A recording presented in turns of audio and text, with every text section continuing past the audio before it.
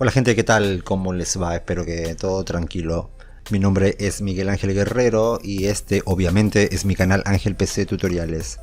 En esta ocasión vamos a aprender a cómo desocultar un contacto de Messenger o cómo volver a mostrar un contacto de Messenger.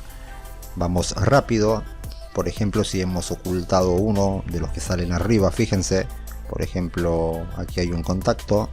Mantenemos presionado y lo ocultamos para que no aparezca ahí.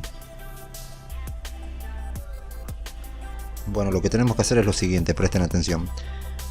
Vamos a tocar en las tres líneas horizontales de arriba a la izquierda, fíjense en estas, tocamos ahí. Suscríbanse a mi canal antes de que se vayan, compartan el video para ayudar a más gente, déjenme un like, un comentario.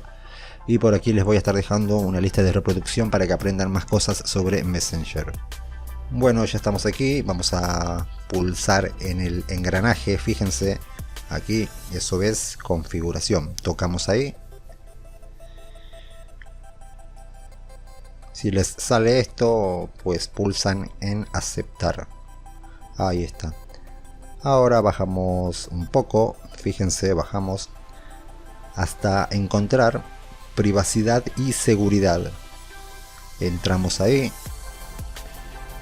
Y en la primera opción de privacidad y seguridad tenemos contactos ocultos, oculta personas en tus contactos sugeridos.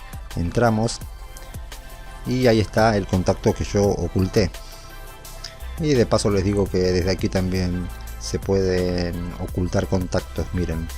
Tocamos ahí y buscamos el contacto que queramos ocultar. Como les dije, ahí está el contacto que yo usé para la demostración, para el ejemplo en este video, y es muy sencillo. Obviamente tocamos en mostrar y así ya queda desocultado, por así decirlo, el contacto. Eso es todo lo que hay que hacer. Espero que les haya servido el video. No olviden suscribirse, activar la campanita, compartir y todo lo demás. Cuídense mucho, pórtense bien y hasta la próxima. Chao.